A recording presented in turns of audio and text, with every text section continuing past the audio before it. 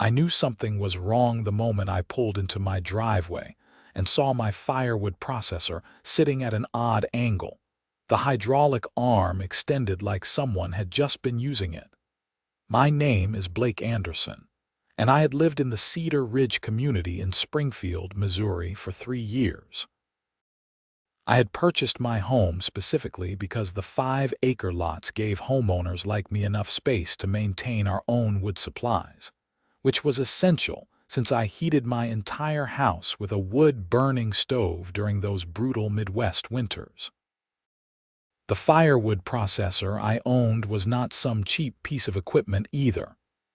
It was a professional-grade machine that had cost me nearly $12,000, and I treated it like the investment it was. I parked my truck and walked over to the processor, my boots crunching on the gravel.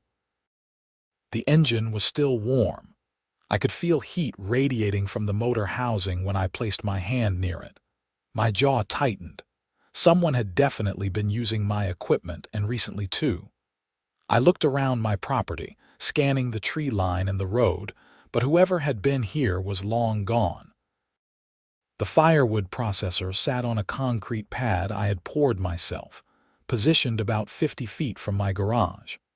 I always kept it covered with a heavy-duty tarp when not in use, and I noticed immediately that the tarp was bunched up carelessly beside it instead of properly secured. I never left it like that. Never. I walked around the machine, inspecting it carefully. There were fresh hydraulic fluid drips on the concrete, and when I checked the fluid reservoir, my suspicion was confirmed. It was lower than it should have been. Someone had run this machine hard enough to generate heat that expanded the fluid and caused it to leak from somewhere in the system. I felt my blood pressure rising. Then I noticed the wood chips. Fresh oak chips were scattered all around the base of the processor and trailing off toward the road. I did not process any wood yesterday, and it had not rained since then, so these chips were fresh from today. I knelt down and picked up a handful, examining them. Definitely oak, and from the size and color, probably from logs about 12 to 14 inches in diameter. My phone buzzed in my pocket. It was my buddy Derek, who lived 2 streets over, also in Cedar Ridge. "Blake, you at home?" he asked when I answered. "Yeah, just got back from the hardware store. What's up, dude? I saw the weirdest thing about an hour ago. There was a truck from the HOA parked in front of your place, and they were loading split wood into the bed." My grip tightened on the phone. "The HOA was at my house. Are you sure?" "Positive. It was that white F-250 they use for community maintenance." I recognized it because they were at my place last month complaining about my fence height. I thought maybe you had hired them for something, but it seemed odd. "I definitely did not hire them for anything," I said, my voice hard. "Thanks for letting me know, Derek." After hanging up, I immediately went into my garage where I kept my security camera system. I had installed 4 cameras around my property after there had been some break-ins in the area last year. 2 cameras covered the front of the house, 1 watched the garage, and 1 was positioned to monitor my equipment storage area, which included the firewood processor. I rewound the footage to earlier that afternoon and watched. At 1:15 p.m., a white Ford F-250 with the Cedar Ridge HOA logo on the door pulled into my driveway. 2 men got out, neither of whom I recognized. They walked directly to my firewood processor, removed the tarp, and started examining it. Then a 3rd person got out of the truck. Brenda Hamilton. Of course it was Brenda Hamilton. She was the HOA president and the most insufferable person I had ever had the misfortune of dealing with. Brenda was 52 years old, with short blonde hair that she kept in that classic "I want to speak to the manager" style. She wore a cream-colored blazer and khaki pants, and even on camera, I could see her pointing and directing the 2 men like she owned the place. I watched as one of the men started up my processor. I could see on camera exactly when they fired it up because a puff of exhaust came from the motor. Then they began feeding logs into it. My logs. I had a cord of oak logs stacked nearby that I had been planning to process this weekend. They ran my $12,000 machine for 43 minutes straight, processing what looked like at least half a cord of my wood, then loaded all the split pieces into their truck bed. The footage showed them struggling with the controls at several points, forcing the hydraulic arm in ways it was not meant to move. I watched one of the men yank on the log splitter when it got stuck, instead of reversing the pressure properly. That explained the leak. They had likely damaged a hydraulic seal. When they were done, they carelessly tossed the tarp in the general direction of the processor and drove away. They had been on my property for exactly 1 hour and 7 minutes, using my equipment without permission, taking my wood, and apparently damaging my machine in the process. I saved the footage to 3 separate locations, including a cloud backup and 2 USB drives. Then I sat in my garage, thinking about my next move. I could have stormed over to the HOA office immediately, but I knew Brenda. She would make excuses, deny everything, or find some clause in the HOA bylaws that she would claim gave her the right to do whatever she wanted. No, I needed to be smart about this. First, I called a hydraulics repair specialist in Springfield. His name was Tom Reeves, and he had serviced my processor once before when I first bought it. I explained what happened without mentioning the HOA yet. "Can you come out tomorrow morning to do a full inspection and give me a written estimate on any damage?" I asked. "Sure thing, Blake. I can be there around 8. If someone really forced the hydraulic arm like you described, you are probably looking at a blown seal at minimum, maybe damage to the cylinder itself." That's what I figured. I need everything documented in writing, Tom. This is going to turn into a legal issue. Say no more. I will bring my camera and document everything. After securing the appointment with Tom, I called my insurance company to report potential vandalism and damage to my equipment. They opened a claim and gave me a reference number. Then I did something I probably should have done first. I called the non-emergency police line for Springfield. The dispatcher connected me to an officer who took my information. "So you have video evidence of people on your property using your equipment without permission?" the officer asked. "Yes, sir. Crystal clear footage showing the HOA president and 2 workers using my Firewood processor, taking my wood, and causing damage to the machine.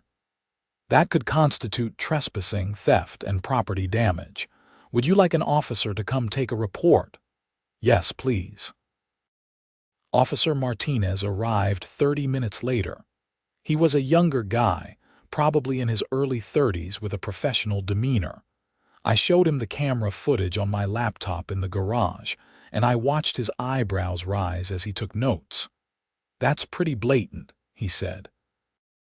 "You said this is your HOA president?" "Unfortunately, yes, Brenda Hamilton. She runs the Cedar Ridge Homeowners Association like it is her personal kingdom." Officer Martinez nodded knowingly. "I have been to Cedar Ridge before on other calls. I am familiar with Mrs. Hamilton." The way he said it suggested those calls had not been pleasant. "I am going to write up a full report. You will get a case number. I would recommend you also document the damage once your repair guy comes out tomorrow." With this video evidence, you have a strong case for pressing charges if you want to go that route. I am definitely considering it.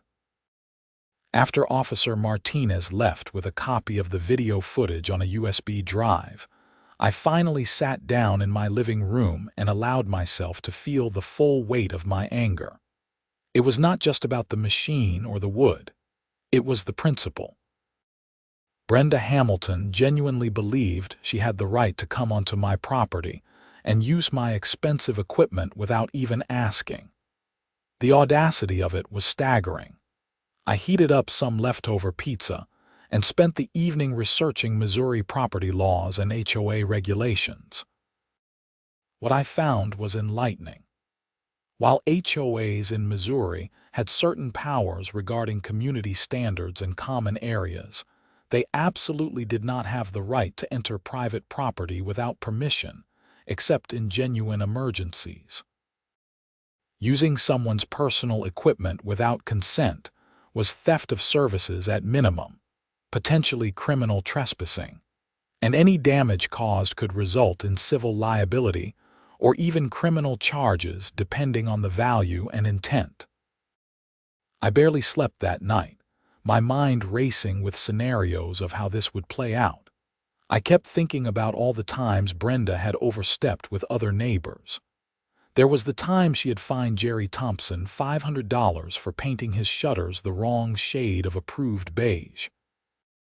Or when she had threatened legal action against the Kowalskis for installing a vegetable garden she claimed violated the aesthetic standards of the community. Or just last month when she had sent a violation notice to elderly Mrs. Patterson about her rose bushes being too wild and unkempt.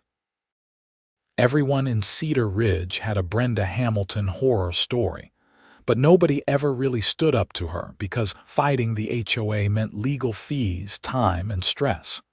Most people just paid the fines and moved on. But this was different. She had crossed a line that could not be uncrossed. Tom Reeves showed up at 7:55 the next morning, right on time. He drove a service van loaded with tools and diagnostic equipment. Tom was in his mid-50s, built like someone who had spent his whole life working with heavy machinery, with a salt and pepper beard and a Springfield Cardinals baseball cap. "Morning, Blake. Let's see what we have got here." I showed him the processor and explained again what the video footage had revealed. Tom whistled low as he began his inspection. He hooked up a pressure gauge to the hydraulic system and ran several tests. Then he crawled underneath with a flashlight, checking every inch of the lines and cylinders. After about 45 minutes, he stood up and wiped his hands on a rag. "You have got a ruptured seal in the main cylinder. See this?" He pointed to a wet spot along the cylinder housing. "That is fresh." The seal failed because someone forced the arm when it was under pressure instead of releasing it properly. It is a rookie mistake, but it does real damage. "How much to fix it?" Tom pulled out his phone and started calculating. The seal itself is not expensive, maybe $80, but it is about 4 hours of labor to disassemble the cylinder, replace the seal, and reassemble everything. Then I need to pressure test the whole system and refill the hydraulic fluid. You are also going to need a full fluid flush because contamination from the blown seal has gotten into the system. He showed me some photos he had taken on his phone of metal particles in the fluid. "You are looking at $850 in parts and labor, plus I am going to recommend a full service inspection, which is another $200 since we do not know if they damaged anything else. Call it $1,050 total. Can you put all of that in writing with photos?" "Already on it." Tom pulled out a tablet and started typing up a detailed estimate. He included close-up photos of the damaged seal, the contaminated fluid, and several other angles showing the condition of the machine. "I will email this to you within the hour." "You want me to go ahead and do the repairs?" "Yes, but I need the damaged parts kept as evidence. Do not throw anything away." "No problem. I will bag up the old seal and any contaminated fluid I pull out. You are building a case against someone, against the HOA." Tom's expression darkened. "Good. Brenda Hamilton. You know her. She tried to fine me once for parking my service van in front of a client's house in this neighborhood. Said it was an unapproved commercial vehicle and violated some bylaw. I told her exactly where she could stick her bylaws." He grinned. Good luck, Blake. I hope you nail her. While Tom worked on the repairs, I printed out still frames from the security footage showing Brenda and her workers clearly using my equipment. I also printed the police report case number and began assembling a formal demand letter. I decided to approach this methodically. First, I would give the HOA a chance to make this right by sending a formal demand for damages. If they refused or ignored me, then I would escalate to small claims court and consider criminal charges. Around noon, my phone rang. It was a number I did not recognize with a Springfield area code. "Hello, is this Blake Anderson?" A woman's voice, sharp and officious. "Yes, who is this?" "This is Brenda Hamilton from the Cedar Ridge Homeowners Association. I am calling about an incident yesterday." I had to admire the audacity. She was actually calling me. "What incident would that be, Mrs. Hamilton?" "I understand there may have been some confusion yesterday. We were conducting an inspection of community property and may have inadvertently accessed some equipment on your premises." Community property. My jaw clenched. "Mrs. Hamilton, you were on my private property using my personal firewood processor without my knowledge or consent. There was nothing inadvertent about it. I have video footage of you and 2 workers running my machine for over an hour and taking the wood you processed." There was a pause. "Mr. Anderson, I think you are confused about the property boundaries. The area where that equipment is located is actually within the community easement zone according to the Cedar Ridge bylaws." "No, it is not. My equipment is 50 feet from the road on a concrete pad that I own. There is no easement anywhere near it." "I will have to check with our surveyor, but regardless, the HOA does have certain access rights for community maintenance purposes. Using my $12,000 firewood processor to split firewood for the HOA is not community maintenance, Mrs. Hamilton. It is theft. You damaged my equipment, stole my wood, and trespassed on my property. I have filed a police report, and my repair estimate is just over $1,000. Another pause, longer this time. When Brenda spoke again, her voice had shifted from officious to icy. "Mr. Anderson, I would be very careful about making accusations against the HOA. We have legal resources at our disposal, and making false claims could result in consequences for you. The claims are not false. I have video evidence, a police report, and a documented repair estimate. I am going to send you a formal demand letter today. You have damaged my property, and you are going to pay for it. The HOA is not responsible for any alleged damages to your equipment. If there was any damage, it was pre-existing. Furthermore, as HOA president, I have the authority to access community property as needed. Then I will see you in court, Mrs. Hamilton." I hung up before she could respond. My hands were shaking, but not from fear, from anger and adrenaline. She had not even apologized. She had not shown even a shred of acknowledgement that what she did was wrong. Instead, she had tried to lie, claim it was community property, and threaten me with legal action. I finished drafting my demand letter. It was 2 pages long and detailed everything. The date and time of the trespass, the video evidence, the police report number, the repair estimate, and the value of the stolen wood, which I calculated at approximately $200 based on local firewood prices. My total demand was $1,250. I gave them 10 business days to respond with payment before I would file suit in small claims court.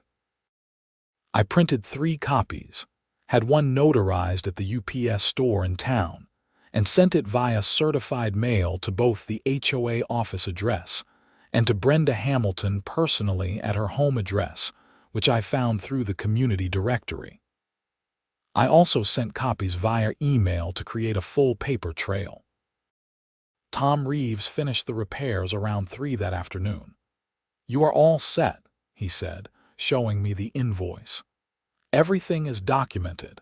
I kept the damaged seal and a sample of the contaminated fluid in bags labeled with today's date and your address.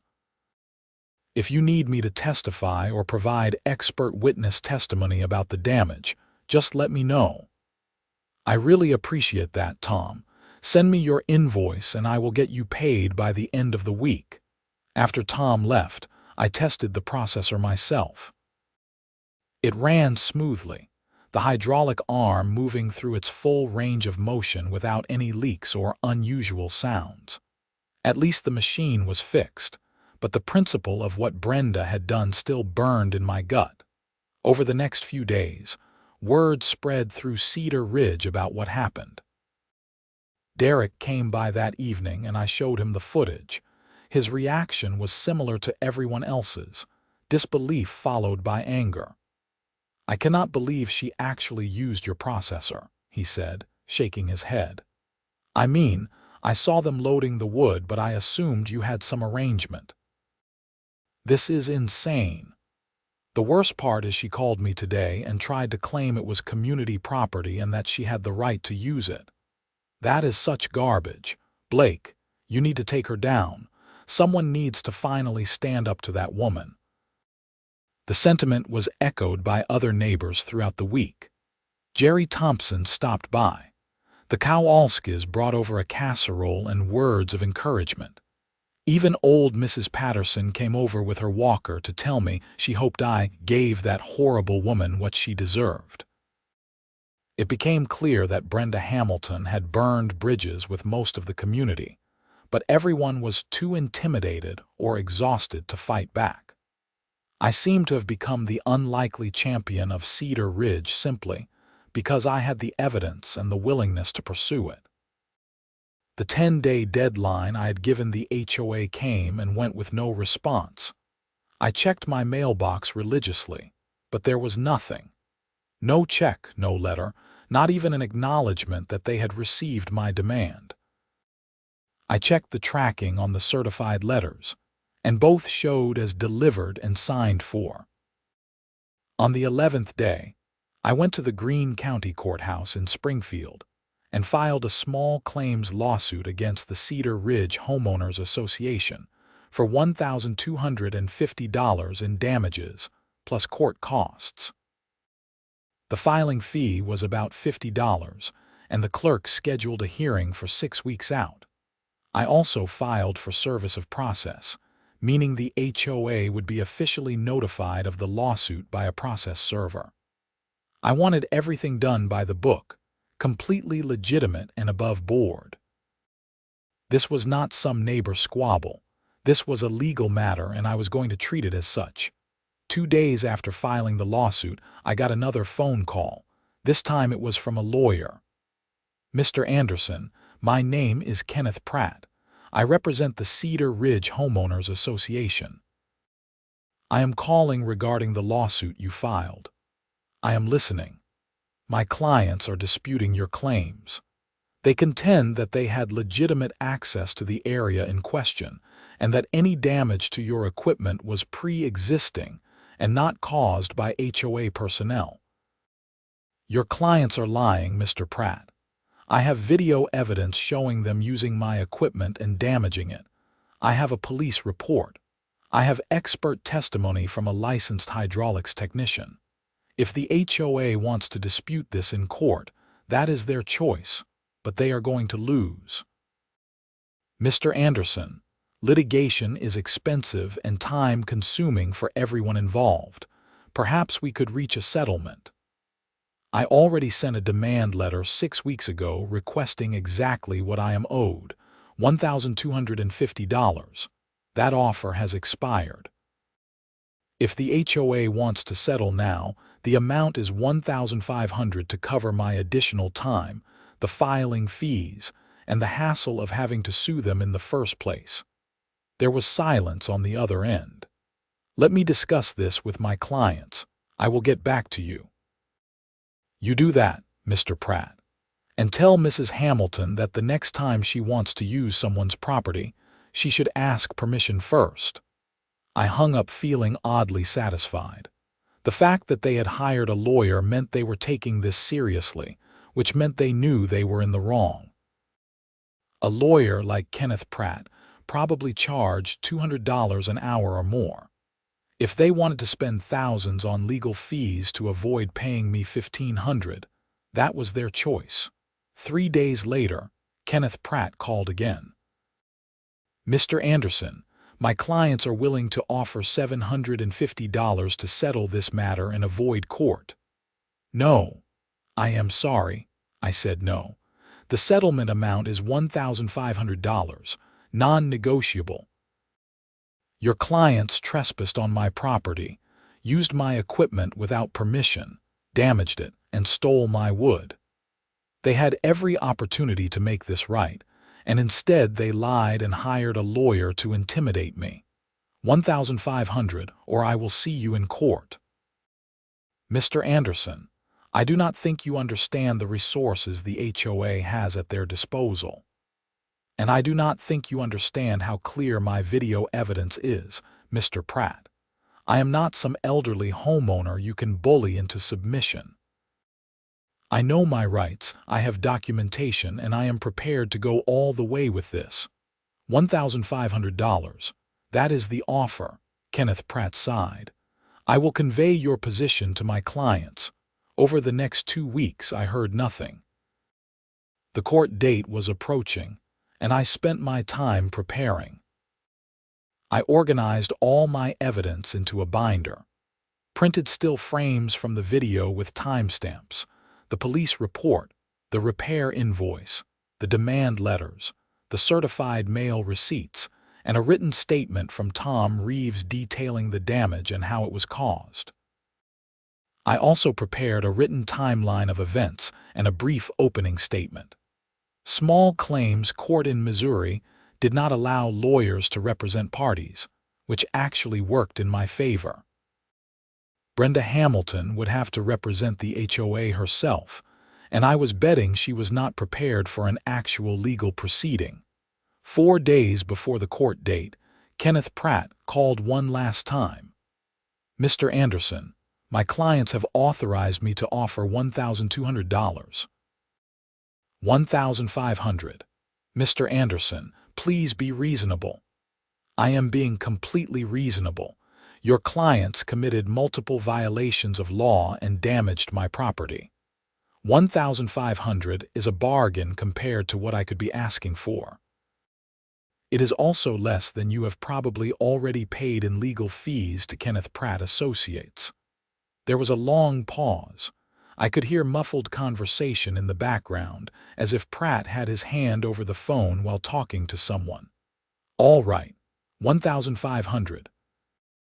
But we require a full release of all claims and your agreement not to discuss this matter publicly." Agreed to the release of claims, not agreed to the non-disclosure. I have a right to discuss what happened on my own property, and I am not signing away that right. More muffled conversation. "Fine. $1,500 with a release of claims but no non-disclosure agreement. I will draw up the settlement documents and have a check ready by tomorrow. I want a cashier's check or money order, not a personal check, and I am not signing anything until the funds are in my hand." "Understood." The next afternoon, I drove to Kenneth Pratt's law office in downtown Springfield.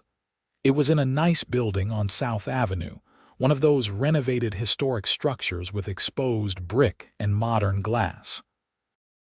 The receptionist directed me to a conference room where Kenneth Pratt was waiting with Brenda Hamilton. Brenda looked like she had aged 5 years since I last saw her. Her face was tight with barely contained anger, and she refused to make eye contact with me. Kenneth Pratt was exactly what I expected. Late 50s, expensive suit, tired eyes that suggested he dealt with difficult clients like Brenda regularly. "Mr. Anderson, thank you for coming," Pratt said, gesturing to a chair. "I have the settlement agreement here and a cashier's check for $1,500 from the Cedar Ridge Homeowners Association. I took the check first and examined it carefully. It was legitimate, drawn on a local bank. Then I read the settlement agreement. It was 2 pages of legal language that essentially said, I agreed to accept the money in exchange for releasing all claims against the HOA related to this incident. There was no non-disclosure clause as agreed. I read it twice to make sure there were no hidden clauses or tricks. This looks acceptable, I said finally. I signed the agreement and took my copy along with the check. Brenda Hamilton finally spoke, her voice dripping with venom. I hope you are happy. You have cost this community thousands of dollars in legal fees over a minor misunderstanding. I looked her directly in the eye. Mrs. Hamilton, there was no misunderstanding. You trespassed on my property, used my equipment without permission, damaged it, and stole my wood. The only reason this cost thousands in legal fees is because you refused to take responsibility and make it right when you had the chance. You could have paid me the original $1,256 weeks ago and been done with it. Instead, you lied, made threats, and tried to bully me. So no, I am not sorry about the legal fees. Maybe next time you will think twice before using someone's property without asking. Her face turned red. The HOA board is going to hear about your attitude. Feel free to bring it up at the next meeting. I am sure the other homeowners would love to hear how you wasted community funds because you could not admit you made a mistake. Kenneth Pratt cleared his throat. I think we are done here. Mr. Anderson, you have your check. Mrs. Hamilton, we should discuss your next steps back at the HOA office. I stood up and walked out, holding the cashier's check. Once I was back in my truck, I let out a long breath. It was over. I had won. Not just won, but made Brenda Hamilton and the HOA pay for what they did. I drove straight to the bank and deposited the check, then stopped by Tom Reeves' shop to pay him in full for the repairs. He grinned when I told him about the settlement. Good for you, Blake. Somebody needed to stand up to that woman. That evening, I filed the settlement agreement and the case dismissal with the courthouse, officially closing the legal matter. Then I did something I had been thinking about for weeks. I wrote up a detailed account of everything that happened and posted it on the Cedar Ridge Community Facebook page. I did not name Brenda specifically, but I laid out the facts. The HOA had trespassed, used my equipment without permission, damaged it, refused to take responsibility, and ultimately settled for $1,500 after racking up thousands in unnecessary legal fees. The post exploded. Within hours, there were over 100 comments from current and former Cedar Ridge residents sharing their own Brenda Hamilton horror stories. People were outraged about the wasted community funds. Several homeowners called for an emergency HOA board meeting to discuss Brenda's conduct. The next day, I received a letter signed by 5 of the 7 HOA board members requesting my presence at an emergency meeting scheduled for the following Tuesday. The letter stated that they wanted to hear my account of what happened and to discuss issues of concern regarding HOA management practices. I showed up to that meeting at the Cedar Ridge Clubhouse to find it packed. Easily 60 or 70 homeowners were there, filling every seat and standing along the walls. The energy in the room was electric. People were angry, and they were finally ready to do something about it. Brenda Hamilton sat at the board table looking like she wanted to be anywhere else. The other 6 board members looked uncomfortable. Jerry Thompson, who was the vice president, called the meeting to order. "Thank you all for coming," Jerry said. "We have called this emergency meeting to address concerns that have been raised about recent HOA actions. Blake Anderson, would you please come forward and share your account of what happened?"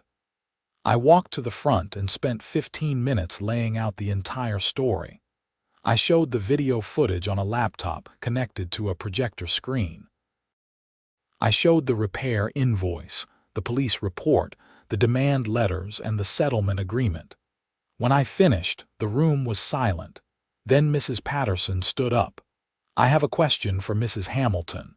Did you authorize the use of Mr. Anderson's equipment without his permission?" Brenda's mouth opened and closed. There was a misunderstanding about property boundaries. "That is not what I asked. Did you authorize personnel to go onto Mr. Anderson's property and use his equipment, yes or no?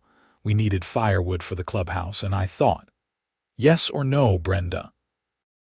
"Yes, but I believed we had the right to access that area."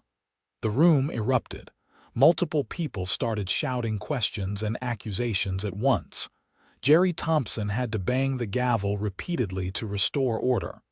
"Mrs. Hamilton," Jerry said quietly, "did you consult with the board before taking this action?"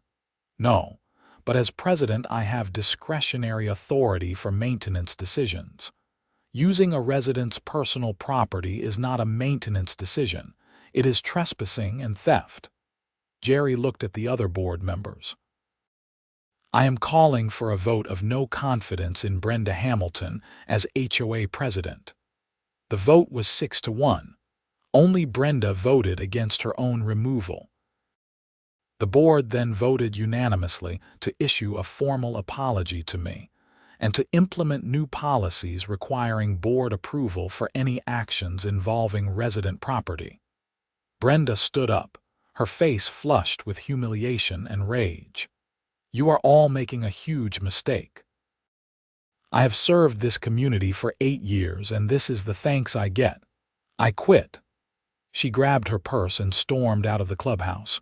The room burst into applause. People were actually cheering. Jerry Thompson was elected interim president, and one of the first motions passed was to hire a management company to handle day-to-day HOA operations to prevent any one person from having too much power. After the meeting, dozens of people came up to thank me. Mrs. Patterson hugged me with tears in her eyes. "You did what none of us had the courage to do," she said. "Thank you. Derek bought me a beer at a local bar that night. I cannot believe you actually got Brenda Hamilton kicked out of the HOA," he said, raising his glass. "That woman made everyone's life miserable for years, and you took her down in 2 months." "I just wanted my equipment fixed and to be paid for the damages," I said. "The rest kind of happened on its own." "Yeah, but you were the one who stood up to her. You showed everyone else it was possible to fight back." Over the next few weeks, Cedar Ridge transformed.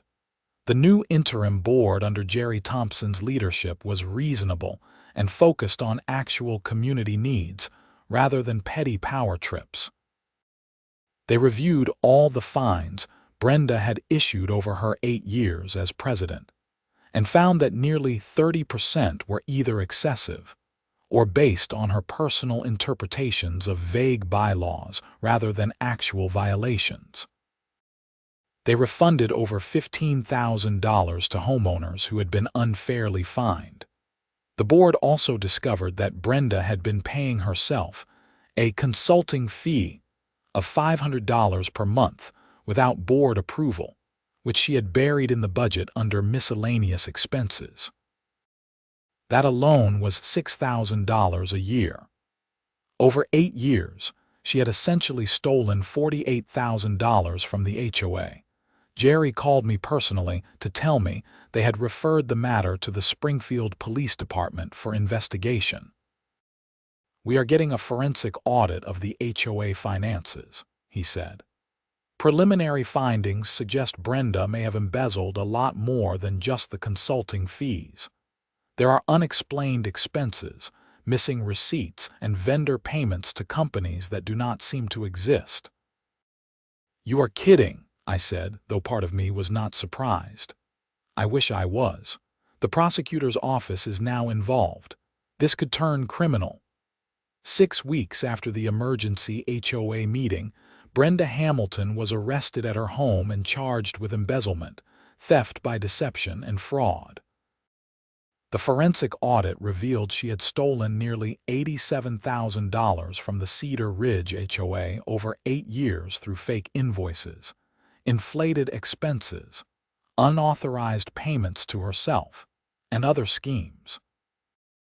She had used HOA funds to pay for personal expenses, including home renovations, vacations, and even a new car. The arrest made the local news. I watched the evening broadcast with a sense of surreal satisfaction as Brenda was led out of her house in handcuffs, her face turned away from the cameras. The news anchor described her as the former HOA president accused of embezzling nearly $90,000 from her own community. My phone rang constantly that evening with neighbors calling to share their reactions. The general sentiment was shock mixed with vindication.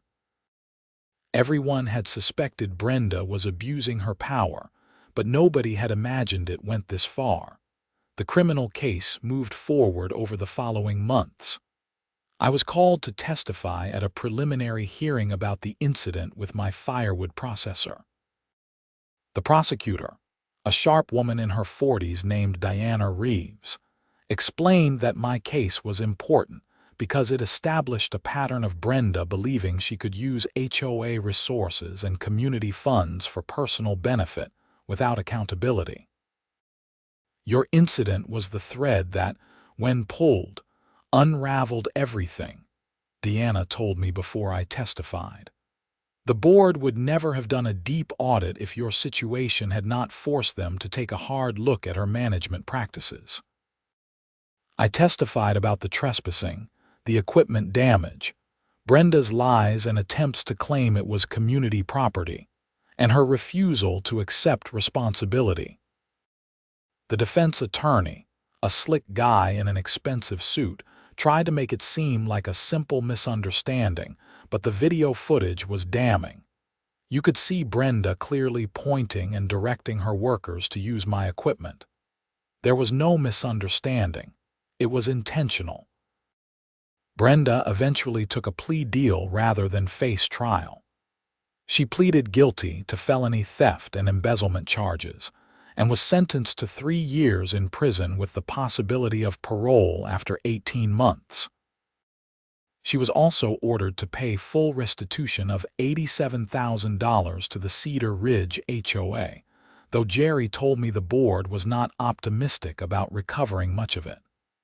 Her husband filed for divorce the week after she was arrested, Jerry said. He claims he had no idea what she was doing. They are selling their house to pay legal fees. I doubt we will see more than a fraction of the money she stole. Still, the criminal conviction was its own kind of justice.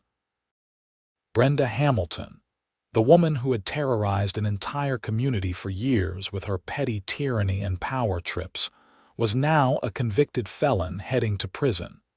The Cedar Ridge community moved on. The new board hired a professional management company that handled routine matters efficiently and transparently. Monthly financial statements were posted online for all homeowners to review. Board meetings became productive and collaborative rather than dictatorial. The whole atmosphere of the neighborhood changed. My life returned to normal. I processed my firewood in peace, heated my house through another cold Missouri winter, and enjoyed the quiet satisfaction of knowing I had stood up for what was right. People still thanked me occasionally when I ran into them at the grocery store or the gas station, but mostly the incident faded into community lore. Derek and I were having coffee one Saturday morning at a local diner when he brought it up. "You know, Blake, you are kind of a legend in Cedar Ridge now. You are the guy who took down Brenda Hamilton." I shrugged. I just wanted to be paid for my damaged equipment. Everything else was just consequences of her own actions. Maybe, but you were the one willing to follow through.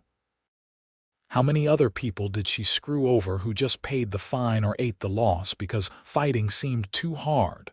Probably a lot, I admitted. Exactly.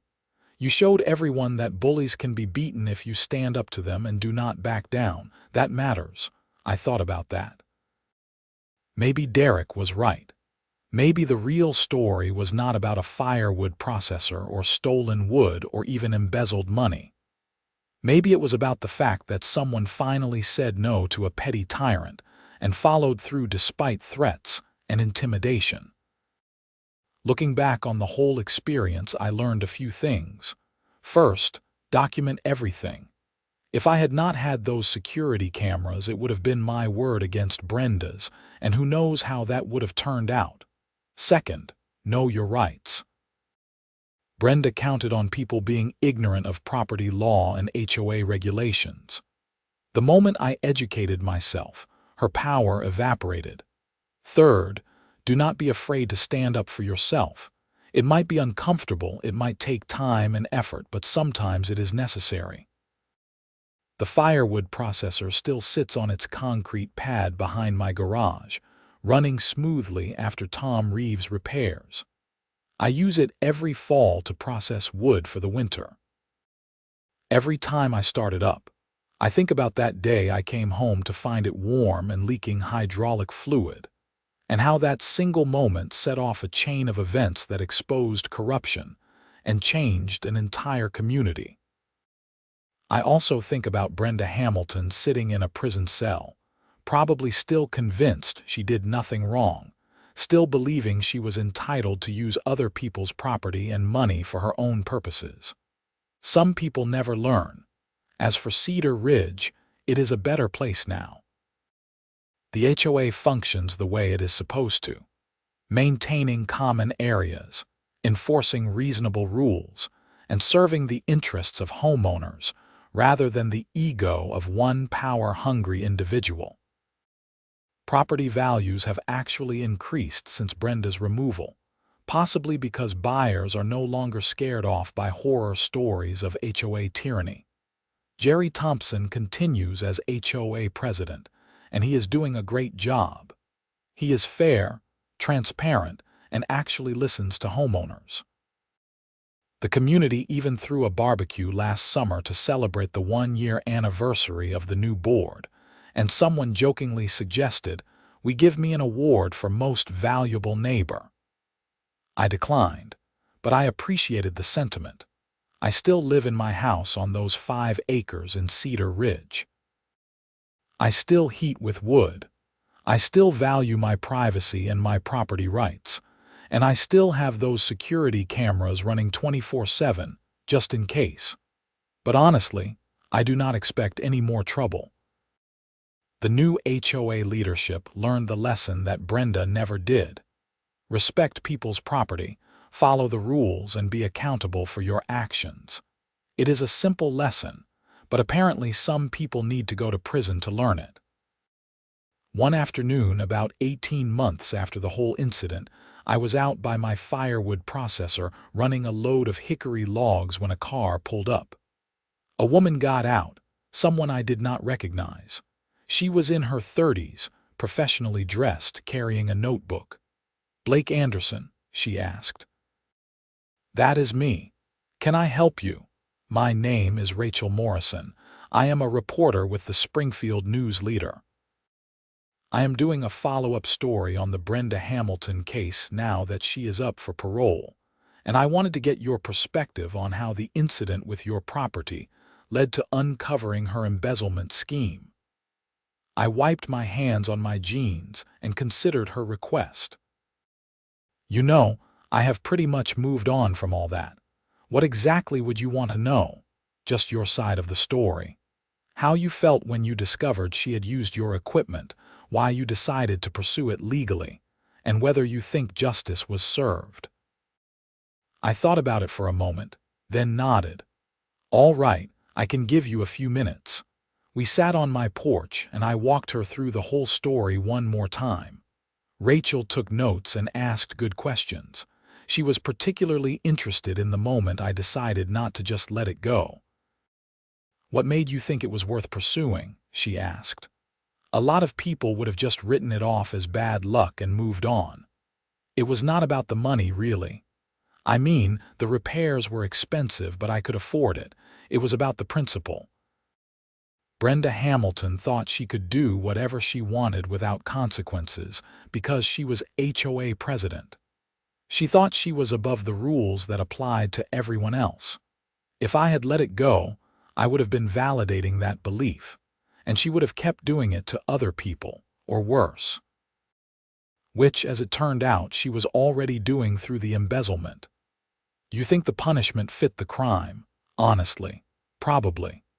She stole nearly $90,000 from her own neighbors over 8 years. That is not a mistake or an error in judgment. That is systematic theft. 3 years in prison seems fair, maybe even lenient. What do you think about her parole hearing? I shrugged. That is up to the parole board. If she has genuinely learned her lesson and taken responsibility for what she did, maybe she deserves a second chance. But if she is still making excuses and blaming everyone else, then she should serve her full sentence. Rachel's story ran in the newspaper the following Sunday. It was a full-page feature with photos of Brenda's mugshot, the Cedar Ridge community, and even a picture of my Firewood processor.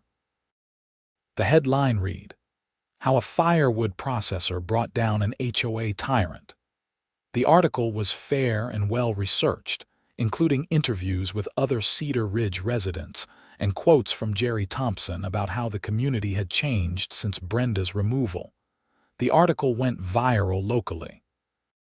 People shared it on social media, and I got messages from folks all over Missouri and even other states sharing their own HOA horror stories. It seemed like everyone had a Brenda Hamilton in their life, someone who abused a small amount of power to make other people miserable. A few weeks after the article ran, I heard through Jerry that Brenda's parole request had been denied. The parole board cited her lack of remorse and her continued insistence that she had been unfairly targeted. She would have to serve at least another 6 months before she could request parole again. Part of me felt bad for her. Prison is a harsh place, and I do not wish that on anyone. But another part of me felt she brought it entirely on herself. She had every opportunity to do the right thing at every step of the process, and at every step, she chose lies, intimidation, and denial instead. Life went on. Seasons changed. I processed more firewood, enjoyed my property, and occasionally dealt with the new HOA board on routine matters like road maintenance and snow removal. Everything was professional and reasonable. It was amazing how smoothly an HOA could function when it was run by honest people focused on serving the community rather than their own egos. 2 years after the initial incident, I was at the hardware store in Springfield picking up some supplies when I ran into Brenda's ex-husband, Richard. I had met him a few times at community events before everything went down. He was a quiet guy, an accountant, who always seemed vaguely uncomfortable at HOA gatherings. "Blake," he said, recognizing me in the lumber aisle. "How have you been?" "Good, Richard. How about you?" he sighed. "Getting by. Divorce finalized last year, sold the house in Cedar Ridge and moved to an apartment downtown, starting over basically. I am sorry you got caught up in all that. Do not be. I should have paid more attention to what Brenda was doing. I saw signs, weird expenses, her obsession with the HOA, but I just ignored it because I did not want to deal with her moods. That was on me." He paused. "Look, I know this is probably awkward, but I wanted to thank you. Thank me for standing up to her. For not letting her bully you into dropping it. If you had not pushed back, she would have kept escalating. The embezzlement would have gotten worse. Eventually, she would have done something even more serious that would have destroyed more lives. You stopping her when you did probably saved the community a lot more pain." I did not know what to say to that. I was just trying to get my equipment fixed. I know. But sometimes doing the right thing for the right reasons leads to bigger consequences. Anyway, I just wanted you to know I do not blame you. If anything, you did me a favor. I am happier now than I have been in years." We shook hands and went our separate ways. That encounter stuck with me. It was easy to think of Brenda as a one-dimensional villain, the evil HOA president who got what she deserved. But she was also a real person whose choices destroyed her own life and hurt the people around her. It was a reminder that actions have consequences, and those consequences ripple outward in ways we cannot always predict. As I loaded lumber into my truck that afternoon, I thought about how one decision to install security cameras years ago had ultimately led to a woman going to prison and an entire community being reformed. Life is strange that way. Small choices cascade into big outcomes. I drove home through the streets of Cedar Ridge, past well-maintained houses with reasonable HOA-approved landscaping, and no tyrannical president lurking to issue arbitrary fines. Kids played in yards. People waved as I drove by. It was a normal, peaceful neighborhood, the way it always should have been. My firewood processor was waiting for me at home, ready for another season of work. I ran my hand along the hydraulic cylinder that Tom Reeves had repaired, now functioning perfectly. In a way, that machine had become a symbol of something larger. Standing up for yourself, demanding accountability, and refusing to accept injustice even when it is inconvenient. I fired up the processor and started feeding logs into it, watching the hydraulic arm split the wood with satisfying efficiency. The machine hummed and chunked rhythmically, doing exactly what it was designed to do. No drama, no complications, just honest work producing useful results. Maybe that is the real lesson in all of this. Do what you are supposed to do, respect other people's property and rights, and take responsibility for your mistakes. It is not complicated. It is just basic human decency.